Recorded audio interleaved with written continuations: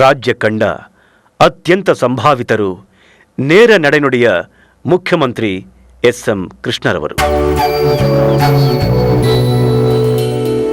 ಮಂಡ್ಯ ಜಿಲ್ಲೆಯ ಮದ್ದೂರು ತಾಲೂಕಿನ ಸೋಮನಹಳ್ಳಿಯಲ್ಲಿ ಸ್ವಾತಂತ್ರ್ಯ ಪೂರ್ವದಲ್ಲೇ ಸಾಮಾಜಿಕ ಸೇವೆಯಲ್ಲಿ ತೊಡಗಿಸಿಕೊಂಡಿದ್ದ ಮಹಾತ್ಮ ಗಾಂಧಿಯವರ ಅನುಯಾಯಿ ಎಸ್.ಸಿ. ಮಲ್ಲಯ್ಯ ಮತ್ತು ತಾಯಮ್ಮ ದಂಪತಿಗಳ 7ನೆಯ ಮಗನಾಗಿ ಮೇ 1, 1938ರಲ್ಲಿ ಹುಟ್ಟಿದವರೇ ಸೋಮನಹಳ್ಳಿ ಮಲ್ಲಯ್ಯ ಕೃಷ್ಣ ಅವರು.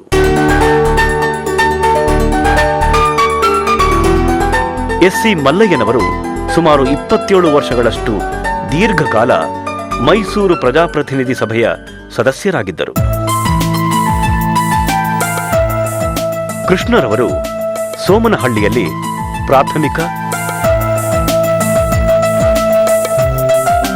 ಮತ್ತು ಮದ್ದೂರು ಮತ್ತು ಮಂಡ್ಯದಲ್ಲಿ ಮಾಧ್ಯಮಿಕ ಶಿಕ್ಷಣವನ್ನು,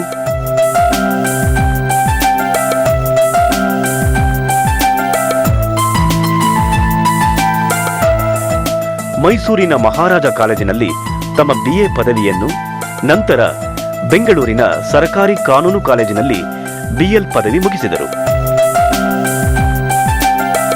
ಆನಂತರ ಅಮೆರಿಕದ ಟೆಕ್ಸಾಸ್ನಲ್ಲಿ master of comparative and international law ಸ್ನಾತಕೋತ್ತರ ಪದವಿಯನ್ನು ಪಡೆದುಕೊಂಡರು. ಅಮೆರಿಕದ ಜಾರ್ಜ್ ವಾಷಿಂಗ್ಟನ್ ವಿಶ್ವವಿದ್ಯಾಲಯದ ಫುಲ್ ಬ್ರೈಟ್ ಸ್ಕಾಲರ್ಶಿಪ್ ಪಡೆದ ಮೇಧಾವಿ ವಿದ್ಯಾರ್ಥಿ ಇವರಾಗಿದ್ದರು. ಅಮೆರಿಕದಲ್ಲಿದ್ದಾಗ ಜಾನ್ ಎಫ್ ಕೆನಡಿಯವರ ಪ್ರಭಾವಕ್ಕೆ ಒಳಗಾಗಿದ್ದ ಎಸ್.ಎಂ. ಕೃಷ್ಣರಿಗೆ ರಾಜಕೀಯ ಹತ್ತಿರವಾಯಿತು. ಭಾರತಕ್ಕೆ ಮರಳಿದ ಇವರು ಬೆಂಗಳೂರಿನ ಜಗದ್ಗುರು ರೇಣುಕಾಚಾರ್ಯ ಕಾಲೇಜಿನಲ್ಲಿ 6 ವರ್ಷಗಳ ಕಾಲ ಕಾನೂನು ಶಾಸ್ತ್ರದ ಪ್ರಾಧ್ಯಾಪಕರಾಗಿ ಬೋಧಿಸಿದರು.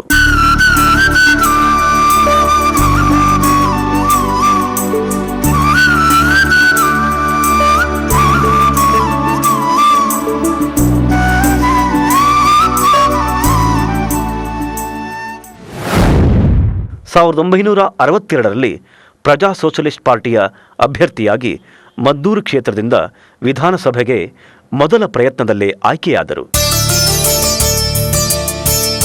ಕುಡುಮಲ್ಲಿಗೆ ಚಿನ್ನಪ್ಪಗೌಡ ಮತ್ತು ಕಮಲಾಕ್ಷಮ್ಮನವರ ಮಗಳು ಪ್ರೇಮಾ ಅವರನ್ನು ಶ್ರೀ ಕೃಷ್ಣರವರು ವಿವಾಹವಾದರು.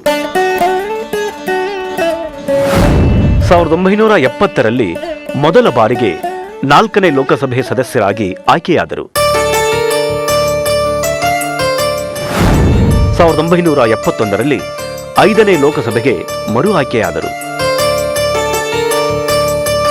1972ರಿಂದ 1977ರವರೆಗೆ ರಾಜ್ಯ ವಿಧಾನ ಪರಿಷತ್ತಿನ ಸದಸ್ಯರಾಗಿದ್ದರು. ಈ ಅವಧಿಯಲ್ಲಿ ಅವರು ಕೈಗಾರಿಕೆ, ವಾಣಿಜ್ಯ, ಸಂಸದೀಯ ವ್ಯವಹಾರಗಳ ಮಂತ್ರಿಯಾಗಿ ಹೆಸರು ಗಳಿಸಿದರು. 1980ರಲ್ಲಿ ಮತ್ತೆ ಲೋಕಸಭೆಗೆ ಆಯ್ಕೆಯಾಗಿ ಕೇಂದ್ರ ಸರ್ಕಾರದಲ್ಲಿ ಕೈಗಾರಿಕೆ, ವಾಣಿಜ್ಯ ಮತ್ತು ಹಣಕಾಸು ಸಹಾಯಕ ಸಚಿವರಾಗಿ ಹೆಸರು ಗಳಿಸಿದರು. 1989ರಲ್ಲಿ ಮದ್ದೂರು ವಿಧಾನಸಭಾ ಕ್ಷೇತ್ರದಿಂದ ಆಯ್ಕೆಗೊಂಡು 3 ವರ್ಷ ವಿಧಾನಸಭೆಯ ಅಧ್ಯಕ್ಷರಾದರು.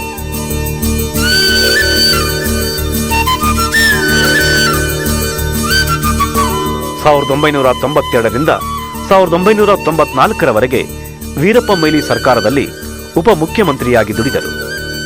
1994ರ ಚುನಾವಣೆಯಲ್ಲಿ ಸೋಲಾಯಿತು. ಆಗ ಕರ್ನಾಟಕ ಕಾಂಗ್ರೆಸ್ ಪಕ್ಷದ ಅಧ್ಯಕ್ಷರಾಗಿ ಆಯ್ಕೆಯಾದರು. 1996ರಿಂದ 99ರವರೆಗೆ ರಾಜ್ಯಸಭೆಗೆ ಆಯ್ಕೆಯಾದರು. 1999ರ ಚುನಾವಣೆಯಲ್ಲಿ ಇವರ ನೇತೃತ್ವದಲ್ಲಿ ಕಾಂಗ್ರೆಸ್ ಪಕ್ಷ ಬಹುಮತ ಗಳಿಸಿತು. 1999ರ ಅಕ್ಟೋಬರ್ 11ರಂದು ಕರ್ನಾಟಕದ 16ನೇ ಮುಖ್ಯಮಂತ್ರಿಯಾಗಿ ಪ್ರಮಾಣ ವಚನವನ್ನು ಸ್ವೀಕರಿಸಿದರು. ಮುಂದಿನ ಚುನಾವಣೆ ಗೆಲುವು ತರಲಿಲ್ಲವಾದಾಗ ಕೇಂದ್ರ ಸರ್ಕಾರ ಅವರನ್ನು ಮಹಾರಾಷ್ಟ್ರದ ರಾಜ್ಯಪಾಲರನ್ನಾಗಿ ನೇಮಿಸಿತು. 2008ರಲ್ಲಿ ಅವರು ರಾಜ್ಯಸಭೆಗೆ ಆಯ್ಕೆಯಾಗಿ 2009ರಲ್ಲಿ ಕೇಂದ್ರ ಸಂಪುಟದಲ್ಲಿ ವಿದೇಶ ವ್ಯವಹಾರಗಳ ಮಂತ್ರಿಯಾಗಿ ಅಧಿಕಾರ ವಹಿಸಿಕೊಂಡರು. ಎಸ್.ಎಂ. ಕೃಷ್ಣರವರು ಮುಖ್ಯಮಂತ್ರಿಗಳಾಗಿದ್ದಾಗ ಕರ್ನಾಟಕ ರಾಜ್ಯ ಮಾಹಿತಿ ತಂತ್ರಜ್ಞಾನ ಕ್ಷೇತ್ರದಲ್ಲಿ ಜಗತ್ತಿನ ಗಮನ ಸೆಳೆಯಿತು. ಶಾಲಾ ಮಕ್ಕಳಿಗೆ ಮಧ್ಯಾಹ್ನದ ಬಿಸಿಯೂಟ,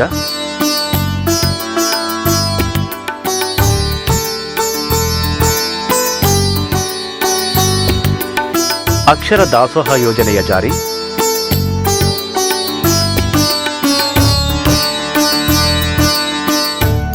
ಗ್ರಾಮೀಣ ಪ್ರದೇಶದಲ್ಲಿ ಸ್ತ್ರೀ ಶಕ್ತಿ ಸಂಘಗಳ ಸ್ಥಾಪನೆ, ಯಶಸ್ವಿನಿ ಸಹಕಾರಿ ರೈತರ ಆರೋಗ್ಯ ರಕ್ಷಣಾ ಕಾರ್ಯಕ್ರಮ,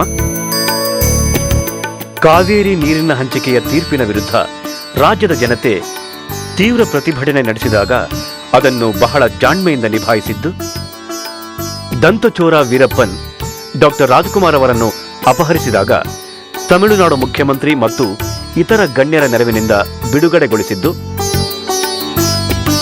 ವಿದ್ಯುತ್ ಕೊರತೆಯನ್ನು ನೀಗಿಸಲು ರಾಯಚೂರಿನಲ್ಲಿ 7ನೇ ಶಾಖೋತ್ಪನ್ನ ಘಟಕವನ್ನು ಸ್ಥಾಪಿಸಿದ್ದು, ಆಲಮಟ್ಟಿ ಜಲಾಶಯದ ಕ್ರೆಸ್ಟ್ ಗೇಟ್ ಎತ್ತರಿಸಿ ಜಲಸಂಗ್ರಹ ಹೆಚ್ಚುವಂತೆ ನೋಡಿಕೊಂಡದ್ದು, ನೀರಾವರಿ ಯೋಜನೆಗಳಿಗೆ 26,000 ಕೋಟಿ ರೂಪಾಯಿಗಳನ್ನು ಅನುದಾನವಾಗಿ ನೀಡಿದ್ದು, 2,000 ಕಿಲೋಮೀಟರ್ ಉದ್ದದ ಹೆದ್ದಾರಿಯನ್ನು ನಿರ್ಮಿಸಿದ್ದು,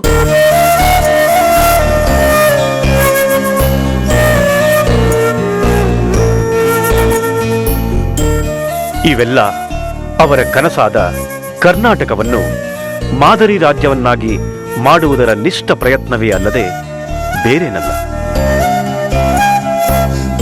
ಇಂದು ಅವರು ಕೇಂದ್ರದಲ್ಲಿ ಜವಾಬ್ದಾರಿಯುತವಾದ ವಿದೇಶ ವ್ಯವಹಾರಗಳ ಖಾತೆಯನ್ನು ಬಹು ಸಮರ್ಪಕವಾಗಿ ನಿರ್ವಹಿಸುತ್ತಿದ್ದಾರೆ.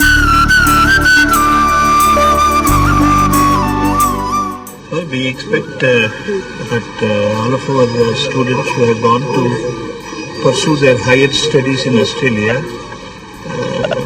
would be adequately taken care of by the government.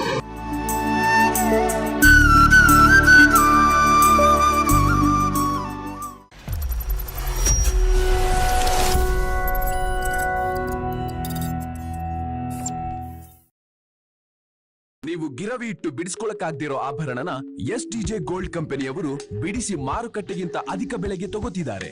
ಅಷ್ಟೇ ಅಲ್ಲ, ಒಂದು ಕೂಪನ್ ಕಾರ್ಡ್ ಕೂಡ ಕೊಡ್ತಾ ಇದ್ದಾರೆ.